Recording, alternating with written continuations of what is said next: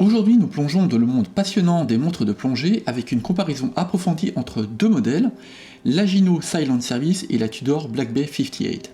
Deux marques, deux approches, mais un seul objectif, offrir une expérience de plongée ultime au poignet.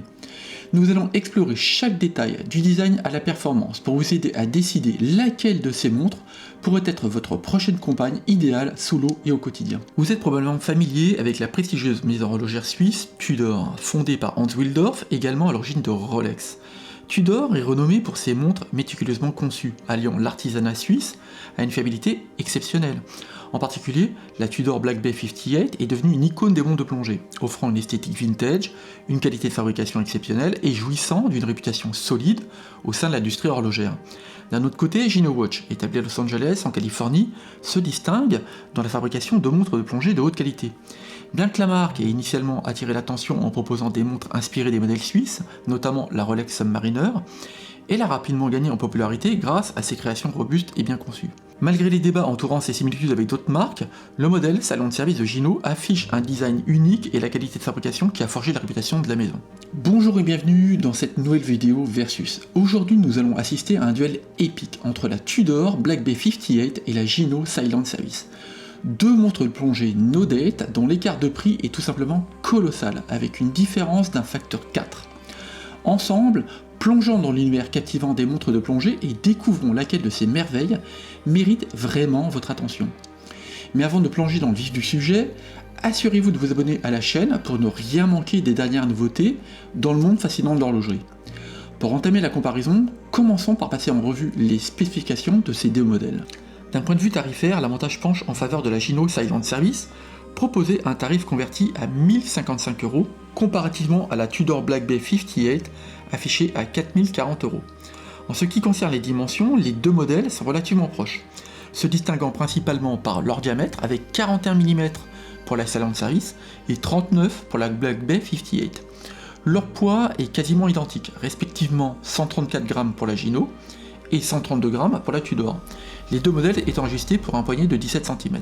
Concernant la résistance à l'eau, la Silent Service se démarque avec une capacité de plongée atteignant les 300 mètres, surpassant ainsi la Tudor Black Bay de 100 mètres. En ce qui concerne le mouvement, la Gino est animée par un mouvement Sellita SW200-1, bien que non certifié COSC, il est réglé et testé dans les 6 positions durant 6 semaines, offrant une réserve de mâche d'environ 40 heures. A l'inverse, la Tudor utilise un calibre manufacture MT5402 COSC, certifié chronomètre officiel suisse, offrant une impressionnante réserve de marche d'environ 70 heures, qualifiée de week-end proof, qui permet au porteur de poser sa montre le vendredi soir et de la reprendre le lundi matin sans nécessiter de remontage ni de réglage. Enfin, les deux montres bénéficient d'une protection en verre saphir, garantissant une résistance aux rayures et une clarté optimale. En synthèse, à ce stade de notre comparatif, la Gino Silent Service prend l'avantage sur la Tudor Black Bay 58, présentant un écart tarifaire notable et une résistance à l'eau supérieure. La Black Bay néanmoins se distingue par son mouvement COSC et une réserve de marche qui approche le double de celle de la Silent Service. Comme évoqué précédemment, le calibre logé dans la Gino Silent Service est un Sellita SW200-1 de grade élaboré. Ce mouvement Sellita est une alternative éprouvée à l'ETA 2824-2, qui offre fiabilité, robustesse et un rapport qualité-prix avantageux. Il est important de noter que Gino applique des réglages rigoureux à ce calibre et des mesures sur une période de 6 semaines, assurant une précision d'environ 5 secondes. Cependant, le calibre MT5402 sous-traité à Kenissi de la Tudor Black Bay 58 se distingue par une conception supérieure, agrémentée de finitions raffinées telles qu'un rotor en tungstène monobloc ajouré, des ponts et une platine avec des surfaces alternées sablées polies et décorées au laser, conçu pour allier robustesse, longévité et précision. Ce calibre intègre un balancier à inertie variable, soutenu par un solide pont traversant à double point d'ancrage. Associé à un spiral amagnétique en silicium, le calibre MT5402 est certifié chronomètre par le COSC. Dépassant les normes de cette institution indépendante, Tudor impose une variation de -2 à +4 secondes sur la marche de leur calibre manufacture, surpassant ainsi les tolérances du COSC. Les mesures au timegrapher confirment cet avantage. En effet, sur la Silent Service, j'ai mesuré une dérive de +4 à +8 secondes à l'horizontale, sur tranche +8 secondes avec une amplitude du balancier d'environ 266 degrés, et des erreurs de battement d'environ 0,6 millisecondes. Les mesures du MT5402 sont indubitablement de meilleure qualité, affichant une dérive de -1 plus 4 secondes, une amplitude de balancier sensiblement supérieure à 280 degrés et des erreurs de battement de 0,2 millisecondes. A noter, j'ai conduit plusieurs séries de mesures et c'est sur la Tudor que j'ai obtenu les instabilités de résultats les plus notables. Avec 300 mètres de résistance à l'eau pour la Silent Service et 200 mètres pour la Black Bay 58, la Gino possède un léger avantage car pourra être portée pour des activités nautiques très exigeantes.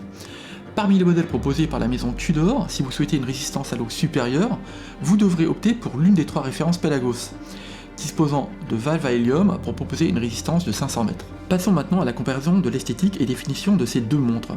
Par coïncidence, les deux modèles arborent une fleur sur leur couronne. Les plans en macro révèlent les nuances de finition entre ces deux couronnes au design distinct. Le grip de la Silent Service se démarque légèrement avec une texture plus prononcée, affichant un diamètre de couronne mesuré à 7,3 mm, comparé aux 6,8 mm pour la Tudor. Malgré cela, le grip demeure satisfaisant sur la Black Bay, et je trouve l'esthétique de sa couronne plus raffinée. Avec une épaisseur de 3 mm, la couronne de la Tudor paraît plus élégante, contrairement à celle de la Gino qui, avec presque 5 mm, apparaît visuellement trop imposante sur cette dernière. Deux approches distinctes ont été adoptées pour les lunettes des deux montres. La Gino présente une lunette tournante unidirectionnelle en céramique à 120 clics, affichant les indications de temps de la minute 0 à la 60e. En revanche, la Black Bay 58 arbore une lunette à 60 clics avec un disque en aluminium éloxé noir mat indiquant les minutes par tranche de 1 à 15, puis de 5 en 5. La Tudor Black Bay 58 a choisi une esthétique vintage et élégante avec des indications et des chiffres dorés roses, avec un grip très fin. A l'inverse, le grip de la Silent Service est nettement plus marqué, avec un crénelage doté de 40 dents. En termes de prise en main, il est d'une efficacité redoutable, conférant à la montre une esthétique plus moderne, bien que, selon moi, légèrement plus grossière. Je préfère le rendu plus raffiné de la Black Bay 58. Dans la pratique, tourner la lunette de la Black Bay 58 se révèle moins ergonomique que celle de la Gino. La lunette de la Black Bay étant très proche de la carrure, l'accès au grip est rendu moins aisé. Pour la faire tourner, il est parfois plus pratique de s'appuyer sur son disque. Comme mentionné précédemment, le grip de la Silent Service est extrêmement efficace, et sa rotation est à la fois fluide et douce, avec des clics bien marqués. On peut simplement regretter un léger jeu lorsqu'on tente de revenir en arrière sur cette dernière. Au début de son parcours, Gino a fait face à de nombreuses critiques en raison de la proximité de son modèle Ocean Rover avec la Rolex 16610.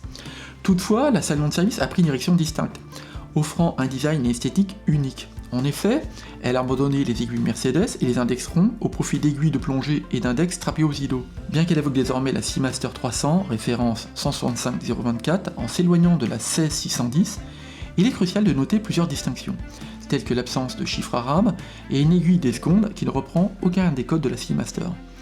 L'élément essentiel à retenir est l'intention initiale. La Silent Service a été véritablement conçue pour ne pas être une montre hommage, mais pour offrir une montre d'excellent rapport qualité-prix avec une esthétique élégante. La Tudor Black Bay 58 rend hommage aux premières montres de plongée de la marque en adoptant des dimensions qui évoquent celles de l'époque. Son nom même, 58, fait référence à l'année 1958, lors de la présentation de la première montre de plongée Tudor Submariner 7924 Big Crown. Le cadran de la Black Bay 58 perpétue de nombreux codes avec les index ronds, des bâtons aux points cardinaux, un triangle à 12 heures et une échelle des minutes. Même la couleur des indications et des aiguilles dorées roses est un clin d'œil à l'héritage. La Black Bay se distingue de son aîné par l'utilisation du format Snowflake pour les aiguilles, une identité forte de la marque. Certains considèrent les aiguilles Snowflake comme disgracieuses, une opinion que je partageais autrefois, sincèrement. La forme en losange donnait selon moi une allure pataude à l'aiguille des heures. Cependant, avec le temps, non seulement je me suis habitué à cette forme d'aiguille, mais je la trouve également intéressante en raison de sa différence par rapport aux conventions habituelles. Néanmoins, à choisir entre les aiguilles plongeurs et les aiguilles Snowflakes, ma préférence va aux aiguilles plongeurs, que je trouve plus discrètes. Les inscriptions, tant sur la Silent Service que sur la Black Bay, sont de bonne facture. Une belle régularité des caractères est visible, avec une légère préférence pour la Tudor sur la macro, bien que le travail soit soigné sur les deux modèles. A noter, Tudor a choisi d'utiliser uniquement de la peinture dorée, d'une fine épaisseur. Cette fine épaisseur est perceptible uniquement sur la Gino, notamment pour l'inscription en rouge Silent Service, qui, probablement en raison des effets de contraste, nécessitait davantage d'application. Ce même niveau d'attention se retrouve dans l'échelle des minutes particulièrement nette sur la Gino et la Tudor. Souvent, ce sont les aiguilles qui révèlent les différences de finition. Généralement, sur les modèles plus abordables, on a des lacunes de polissage qui peuvent être observées au zoom macro, avec des bords d'aiguilles moins nets. À ma grande surprise, aucun défaut n'a été décelé sur les aiguilles. Et le travail sur les index est également de haute qualité. Au-delà des choix esthétiques, la finition des cornes est en faveur de la Black Bay. Les chanfreins et les polissages miroirs sur les deux modèles sont de qualité. Cependant, à la macro, une différence de qualité dans le travail de brossage devient perceptible. En effet, en mettant de côté la finesse, qui indubitablement est à l'avantage de la Tudor, on remarque que le brossage est nettement plus régulier sur la Black Bay 58. Ce sont des détails minimes, mais je peux vous assurer que je perçois à l'œil nu cette légère différence lorsque je compare les deux modèles côte à côte. Cependant, il est important de noter que lorsque j'examine la Silent Service, de manière indépendante de la Black Bay, je trouve tout de même sa qualité au rendez-vous. Mettez de côté les rayures sur le fermoir de la Black Bay, car je l'ai beaucoup plus porté que la Silent Service. Il est très clair que la finition du fermoir de la Black Bay est supérieure à celui de la Silent Service. On retrouve sur la Black Bay des billes céramiques, le nom de la marque gravé sur la boucle, un rappel de l'écu Tudor intégré au fermoir, ainsi que la même qualité de finition dans le polymiroir et le brossage. En revanche, sur le fermoir de la Silent Service, celui-ci est plutôt impersonnel, arborant une esthétique des plus basiques. A mon avis, c'est la partie la plus critiquable de ce modèle, car son apparence donne une impression de simplicité, même si la boucle des projecteurs est fabriquée dans un bel acier et que le fermoir bénéficie d'un ajustement à crémaillère très pratique. Les bracelets de ces deux montres sont des bracelets 3 maillons, qu'on appelle généralement par simplification type Oyster. Une fois de plus, la Black Bay remporte la comparaison. Le bracelet de la Silent Service est soigné, néanmoins, avec la même qualité de brossage appliquée aux autres éléments de la montre, et des flancs polis. Les deux bracelets utilisent des vis pour permettre l'ajout ou le retrait d'un maillon. Sur la Black Bay, les maillons sont pris en sandwich entre des parties en polymiroir, certains agrémentés de rivets décoratifs. Il est à noter la présence de demi-maillons sur la Gino, très pratique pour les ajustements de taille. Alors c'est quelque peu frustrant de la part de Gino, car on ressent clairement une volonté réelle d'offrir un bracelet avec des éléments clés, tels que les demi-maillons et la crémaillère. Cependant, on a l'impression qu'ils ont peut-être manqué de temps en compromettant la finition esthétique. Au poignet, ces deux montres présentent des rendus distinctifs. La Silent Service, avec son diamètre supérieur, sa lunette au grip agressif et l'utilisation du noir et du blanc, offre un aspect plus sportif et moderne. Bien que la couronne puisse sembler imposante, son impact est moins perceptible lorsqu'elle est portée, atténuant ainsi ce choix esthétique discutable. Le look vintage de la Tudor a un charme indéniable. J'apprécie particulièrement son diamètre sur mon poignet de 17 cm, et le choix des couleurs or et noir lui confère une élégance douce. En termes vestimentaires, la Silent Service est plus polyvalente, se mariant aussi bien avec des tenues sportives qu'avec des costumes. La Black Bay, au design plus classique, offre moins de polyvalence et se marie plus aisément avec des tenues casual chic ou élégantes. En ce qui concerne le confort, aucune différence notable entre les deux montres.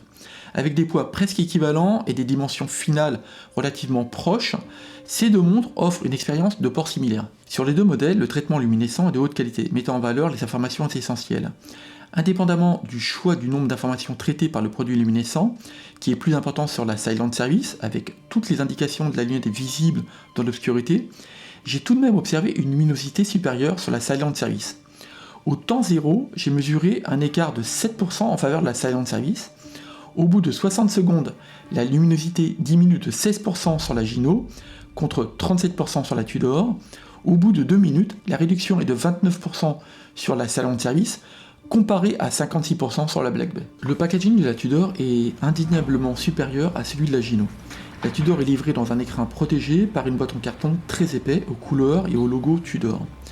Cependant, le packaging de la Silent Service n'est pas négligeable, offrant un bon niveau de qualité avec une boîte écrin, les documents de garantie, un outil pour remplacer le bracelet, et enfin, le certificat de mesure de performance. Bien qu'il y ait un biais cognitif lorsqu'on évalue une pièce horlogère au tarif élevé, le fameux effet de cadrage qui influence notre perception et nous fait croire que la pièce est de meilleure qualité qu'elle n'est réellement, notre comparatif montre que la Black Bay remporte ce versus face à la Gino Silent Service.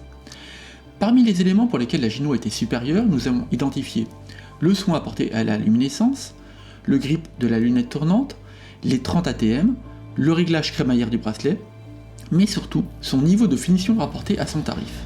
En effet, la finition et les spécifications de la Gino sont en soi très bonnes. Mais lorsqu'on intègre que ce modèle avoisine les 1000 €, c'est d'autant plus remarquable. La Black Bay l'emporte sur un grand nombre de points, tels que le mouvement COSC et sa précision, la qualité globale de tous les éléments de la montre, la finition des pièces en acier qui se manifeste clairement sur le brossage. Enfin, et ceci n'est que mon humble avis, je trouve l'esthétique de la Black Bay 58 très nettement supérieure à celle de la Silent Service. Alors peut-être est-ce l'effet c'était mieux avant, mais je dois admettre que son côté vintage avec l'utilisation du noir mat sur la lunette et le cadran, rehaussé par les indications et les éléments dorés ainsi que ses 39 mm de diamètre, lui confère un charme fou. Néanmoins, est-ce que l'écart de prix entre ces deux pièces est justifié? Intrinsèquement, je ne pense pas. La Gino Silent Service n'apporte aucune nouveauté esthétique ou innovation technologique, mais uniquement une qualité indéniable, qui semble ne pas être éloignée de son véritable estimation. La Tudor est sans ombre d'un doute supérieure à la Gino, et son esthétique est superbe. Cette montre a vraiment une âme, mais je pense qu'elle est à un tarif trop élevé, notamment si l'on fait abstraction du plaisir qu'elle procure, ce qui est également un biais cognitif. Pour conclure cette vidéo, j'aimerais partager avec vous mes retours en tant qu'utilisateur sur ces deux montres. La Silent Service est une montre fiable, solide, peu sujette aux rayures, que j'ai pu porter dans des occasions assez variées sans difficulté. Elle fait indéniablement le travail, et je la recommanderais sans hésitation si son bracelet était plus travaillé. En ce qui concerne la Black Bay, je la trouve parfaite. Facile à porter, classe et vintage à souhait.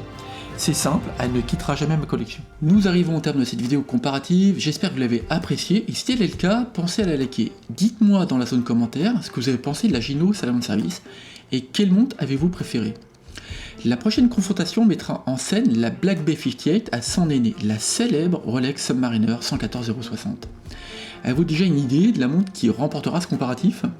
Pour ne manquer aucune prochaine vidéo, n'hésitez pas à vous abonner et à activer les notifications. Comme toujours, je vous souhaite le meilleur, prenez soin de vous et à bientôt pour la prochaine vidéo. Allez, bye.